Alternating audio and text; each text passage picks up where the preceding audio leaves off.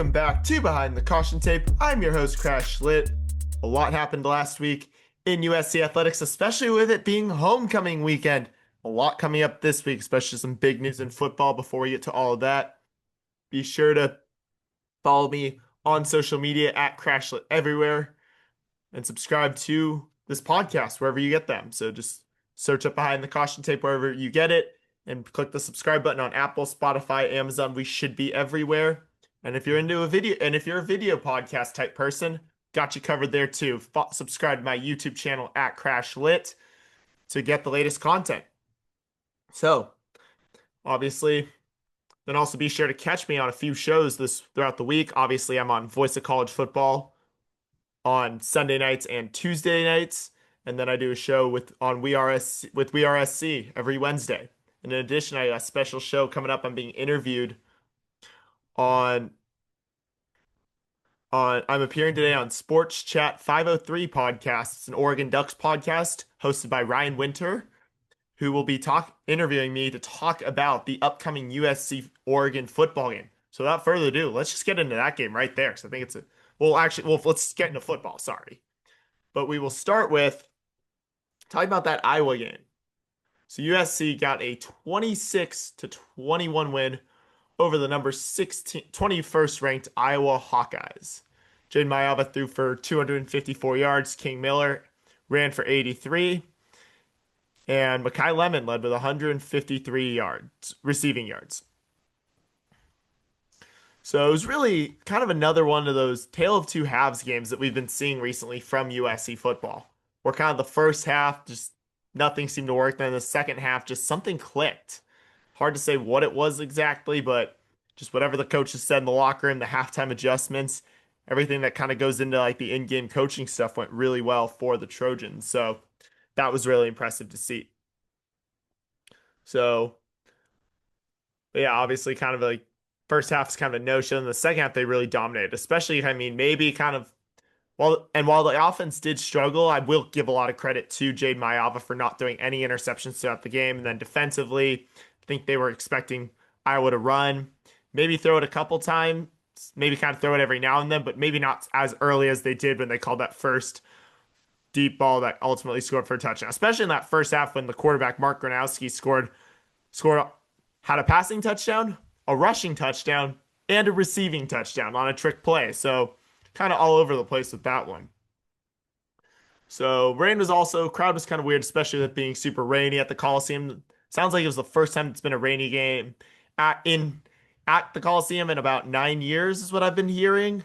Because as far as I've been going to games, which is since my freshman year of college, this is my 5th year as a USC fan now, going to games and all that, I have not seen it rain at the Coliseum. I was talking with multiple people who got here around the same time I did, and they're like, I can't recall rain. So I had to ask some of the older alums who I knew while tailgating. And then obviously, yeah, rain kind of caused people to show up late. I mean, even it messed with like kind of some of the pregame rituals, like the band couldn't take the field. Even fans were showing up late. But once people were there, it was kind of a vibe, especially when the shirtless guy section went viral on social media and during the game. I mean, it was kind of cool to see it grow. I did not partake in it. I wanted to be closer to the action, actually watch the game, so I did not partake. But definitely, yeah, the shirtless trend has officially reached the University of Southern California.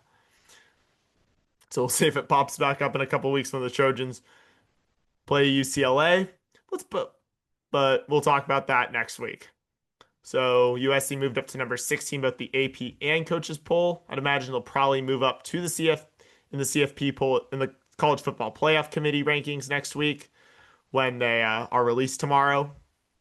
And yeah, so the Trojans now sit 8-2 overall, 6-1 conference play, still very much in control of their college football playoff destiny. Especially, they should be able to beat UCLA. Obviously, knowing that rivalry, you never know, and especially how UCLA's played, they've been very streaky this year. But also, really, just right now, the big thing USC's got to focus on is this upcoming game against 8th-ranked Oregon, who is 9-1 overall. Against Oregon, who's 9-1 overall.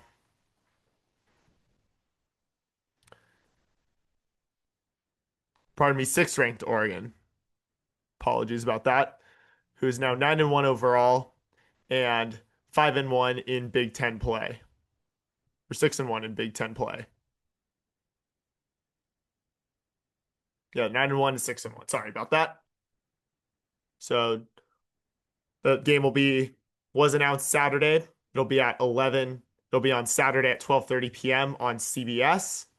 And Autzen definitely a tough place to play. I mean, I think about my experience when I went with my aunt 2 years ago who went to Oregon. It was really fun, but definitely that crowd got into it. I kind of were poking a lot of fun at me because I went to USC, but it was all in good fun. I didn't really feel too threatened. I know there have been some rumors out there about Oregon fans. I can't speak to those given my experience, but personally, the fans I interacted with were really welcoming to me. Obviously, they poked a lot of fun, especially when I kind of tried to counter their traditions with words that fit. Like they always sing "I left my heart in Oregon." I tried to change it to "of my heart USC," and some truck driver in front of me is like, "Dude, come on, like that's a little sad." I'm like, "Dude, you know I can't sing the true lyrics." I had to try to improvise, but it was all fun there. But definitely a tough one. But USC's gonna need to come ready and just build on that performance against Iowa.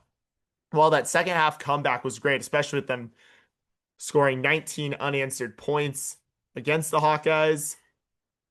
USC is going to need to come.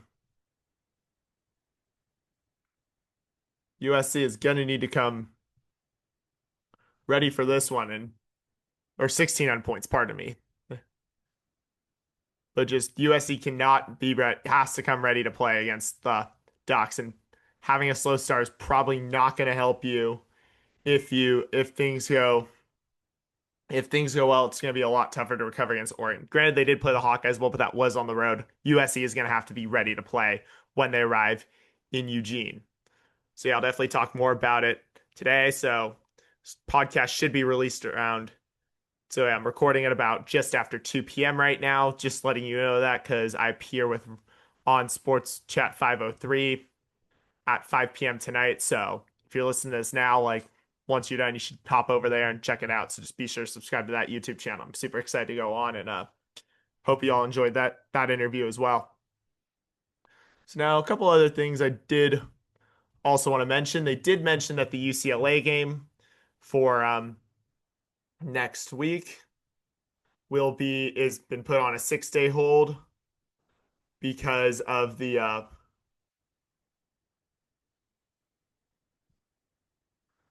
state of Troy will be put on a 6-day hold, so it won't be announced till Sunday or Saturday night or Sunday. It'll either be the 12:30 at CBS game or 4:30 on NBC.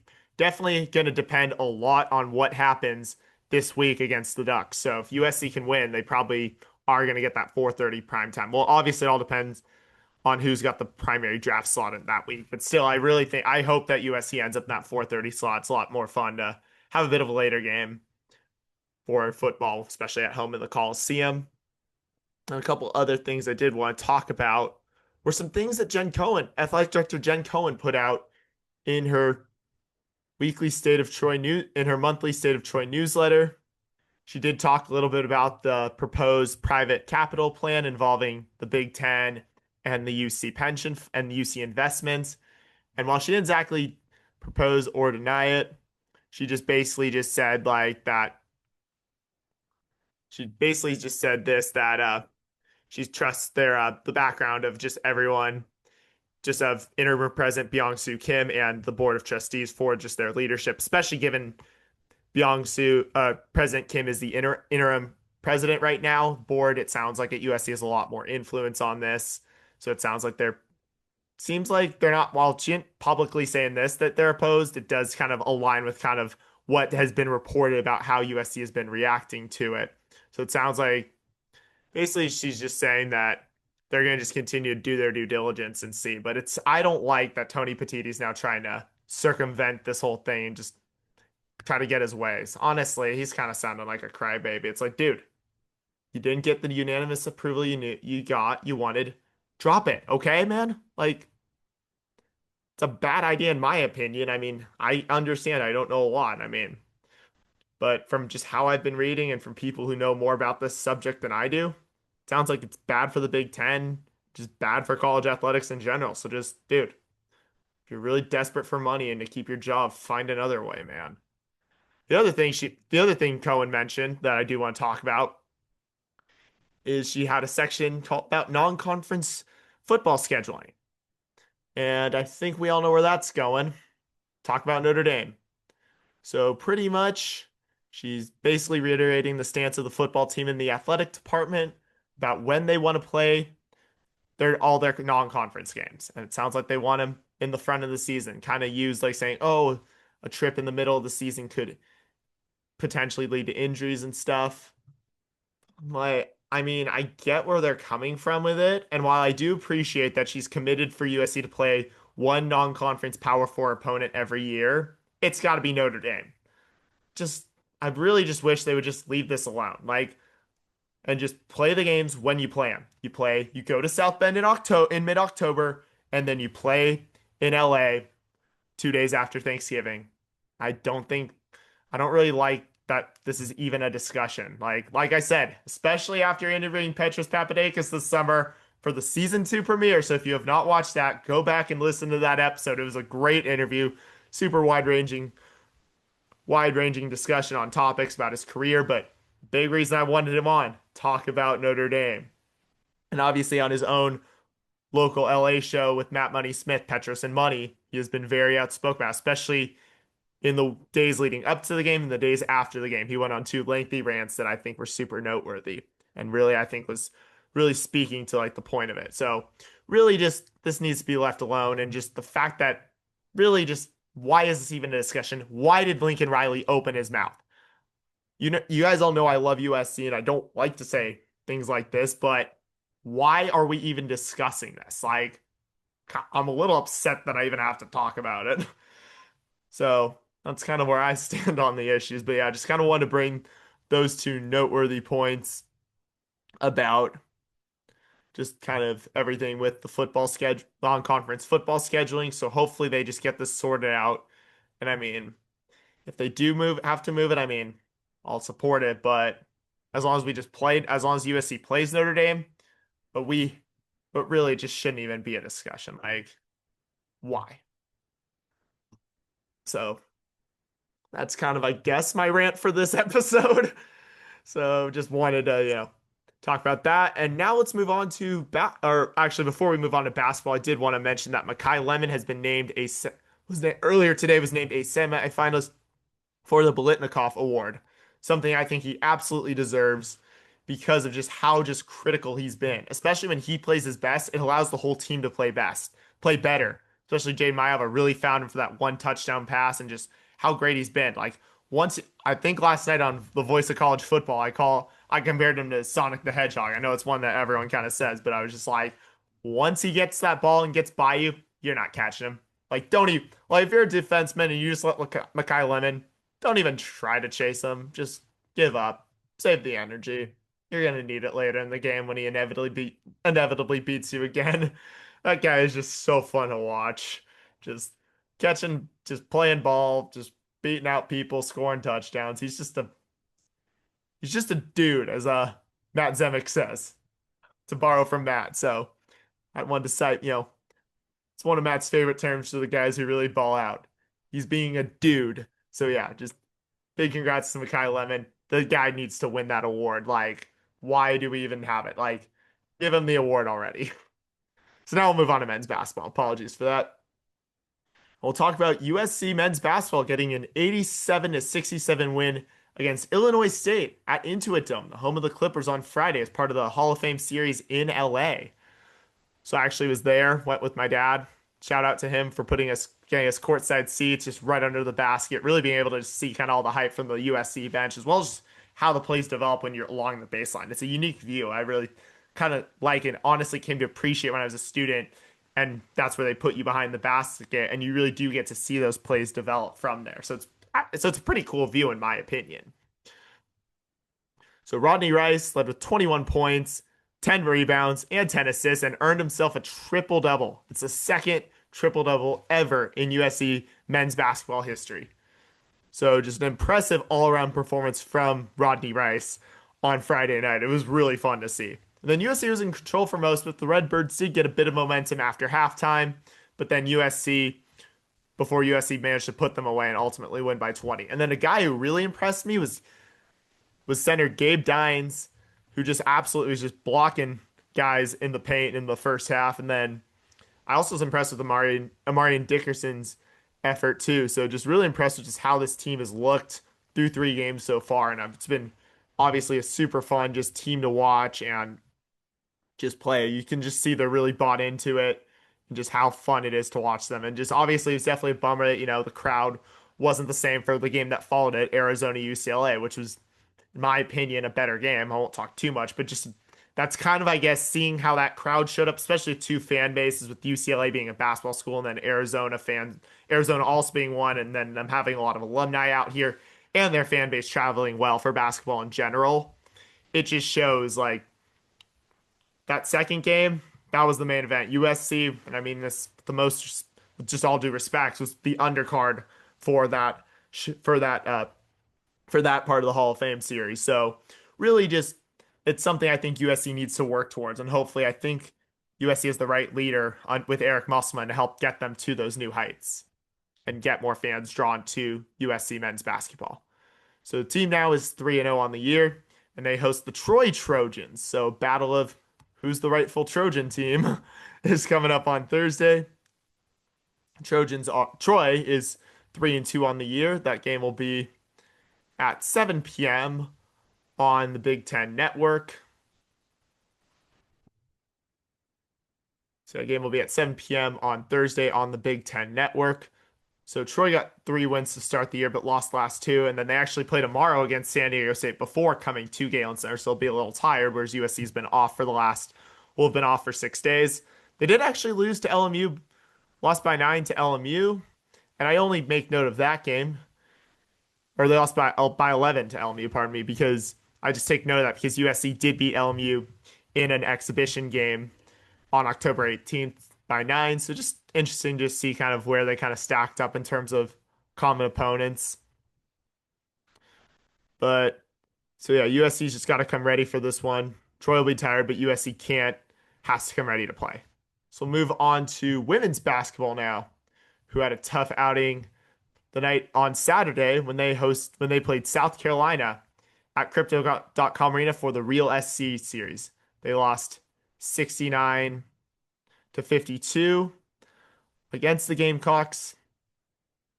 And it was definitely just a tough game. Kennedy Smith led with 12 points. Kara Dunn led with 5 rebounds, and Smith led with 4 assists. So I thought USC played really well in the first half, despite Jazzy Davidson getting 2 fouls early and having to sit on the bench for most of the first quarter.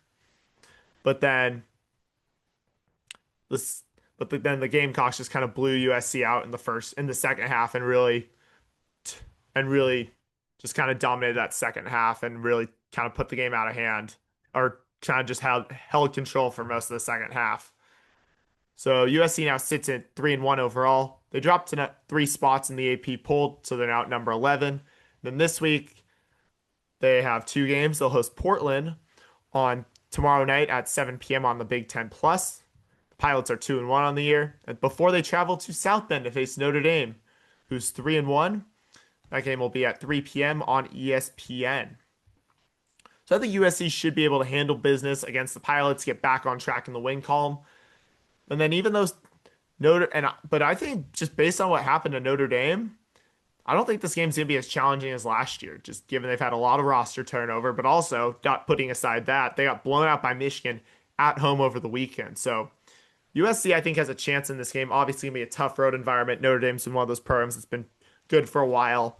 So obviously, it's not going to be a cakewalk, but still, USC needs to come ready to play. But I think USC's got a chance. And obviously, Lindsey Gottlieb has definitely front-loaded this schedule. A lot of tough non-conference matchups. This will be their third tough matchup, kind of third like notable non-conference matchup in 5 games. So really excited for that game too. So we'll move on to women's volleyball, who had it split on the weekend. They got a win against Rutgers on Friday night, 3-0. So 25-13, 25-17, 25-10. So London Weege led with 11 kills. Megan Verbeest leading with 3 aces. Riley McGinnis had 8 blocks. Reese Messer had 23 assists. And Taylor Deckert led with 14 digs. So USC was in control the entire time. throughout the match and just got the job done in about, I think it was 80 minutes, no more than 90 for sure, is what I was hearing. It's not a stressful match to watch, according to people who were there. Due to me being at Intuit Dome, I actually missed that match on Friday night to catch it, and then especially just being with my dad, it was just also going to be too tricky. He would show up late, so just ultimately decided to just stay and just commit to Intuit Dome. But then on Sunday, USC lost to Nebraska 3-0, 25-13, 25-16, 25-20. It was a sold out crowd, and USC women's volleyball set a new attendance record of 9,072. So it was really cool to see so many fans show up, even if at least about round half, if not maybe a little more, were Nebraska fans. And you could tell they're into it, especially when just how, even just as we were waiting in line before, there'd just be constant, they'd yell, "Go Big Red." And then every other Husker fan around would just yell, "Go Big Red" back in unison. So it was cool to just see the traditions they have and just how passionate their fans are. I mean, I've heard some stories. I think I heard last year even there was a guy who missed the birth of his granddaughter to go to a game. And even as me, like as a super fan, that's that's a bit much. Like, come on. Like you got to prioritize the family for stuff first. Like I get that. But that was kind of just the overall environment of it. Just a lot of people excited for that game. So really cool to just see Galen sell out like that. But yeah, we'll get to kind of the stats. So WeJ led with 10 kills. USC was unable to get an ace. McGinnis led with 3 blocks. Messer had 27 assists, and WeJ had 13 digs. So Nebraska dominated the match. And while USC did have some times where they were trading blows and just there were some impressive rallies, I think most of which went Nebraska's way. They just had more errors, and Nebraska capitalized on them. So USC did see its 9 match winning streak come to an end. So USC now sits at 20-6 on the year and 11-5 in Big Ten play. And despite the loss to the Huskers, they actually moved up a spot in the coaches poll this week.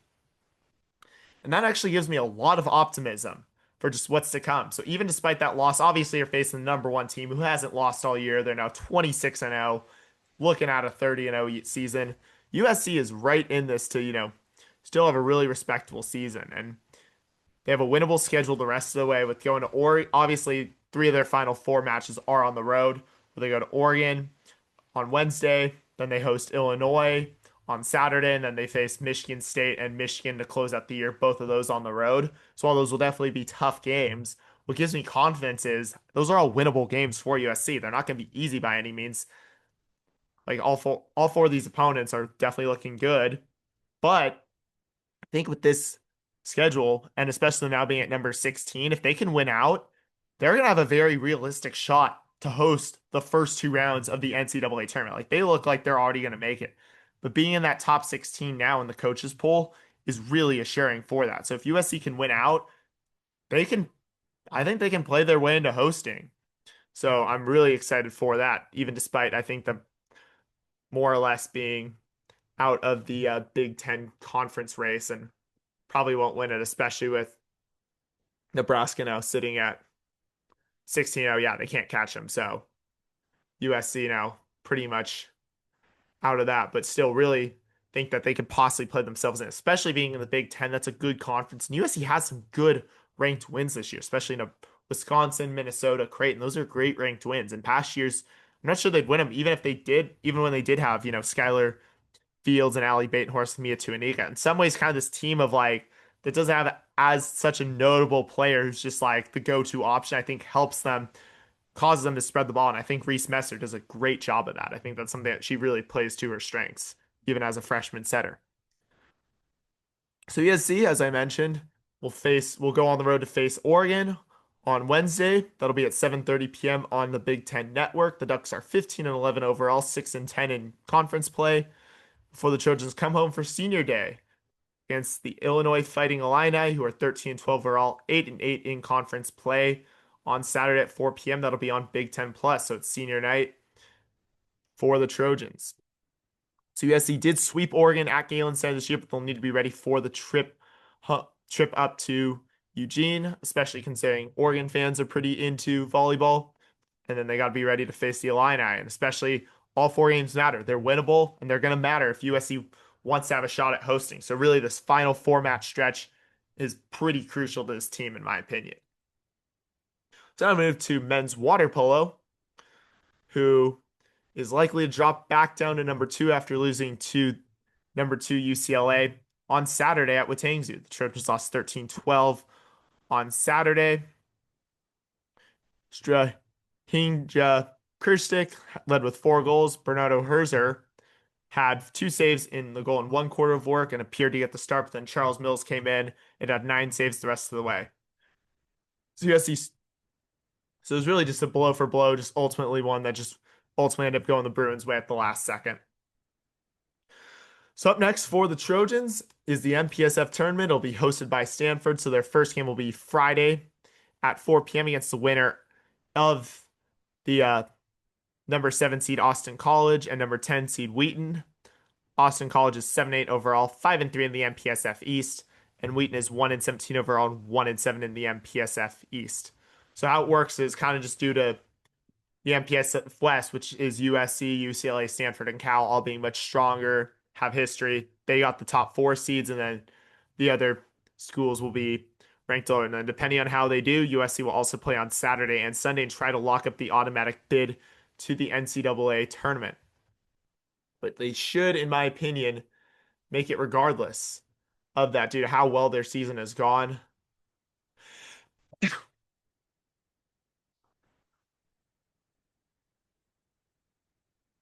And they finished the regular season 18-3 overall record, 4-2 in conference play. So looking pretty good for them, in my opinion. So you think you can watch all the action on overnight.com. So then we'll move on to swim and dive. And the swimmers are going to Texas Swimming Invitational Hall of Fame, Texas Hall of Fame Swimming Invitational in Austin from Wednesday to Friday. And then the Trojan Diving Invitational will take place at Watangzu in LA from Thursday to Saturday. So I'll talk about the results of that next week. So men's tennis, meanwhile, does not appear to have any USC athletes made the NCAA Individual Championships in Orlando. So that brings the fall season to a close. Women's tennis, however, does have athletes going to the Individual Championships in Orlando, which will start tomorrow and run through Sunday.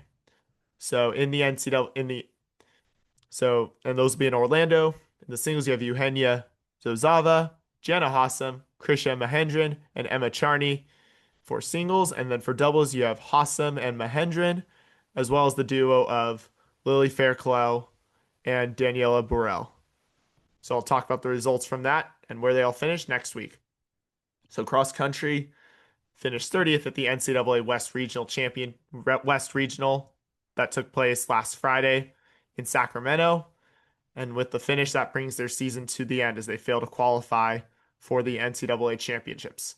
So the results from that were 163rd to Sydney Nodell, 22 minutes, 25.2, 22 minutes, 25 seconds, 0.2. 175th was Jacqueline Duarte at 22:32.3. 219th was Haley Spoden, 23:18.9. 259th was Paige Unger at 24:59.3. 261st was Isabella Duarte at 25:36.4. So best of luck to them. So best of luck to cross country next year. So moving on to kind of our final sports since they're fall ball seasons. So baseball is now played their second Cardinal game of the Cardinal and Gold World Series over the weekend. I think it was originally, believe it was Friday. They didn't post the results till Sunday, with the Cardinal winning game 2 6-4. So the series now tied at 1-1. Game 3 will be Wednesday with the series on the line. Men's volleyball hosted Vanguard at UC San Diego last Saturday in the USC Fall Tournament 2.